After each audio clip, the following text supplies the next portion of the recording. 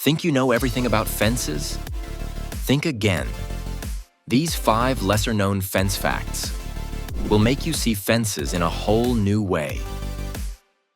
In ancient Rome, boundary fences were legally enforced through imbitus laws, requiring specific buffer zones between buildings.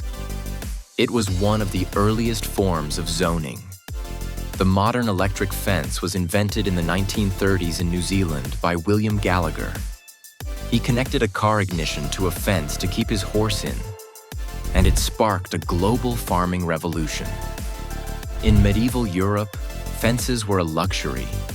The wealthy built elaborate fences from stone or carved wood to showcase status, not just to mark land.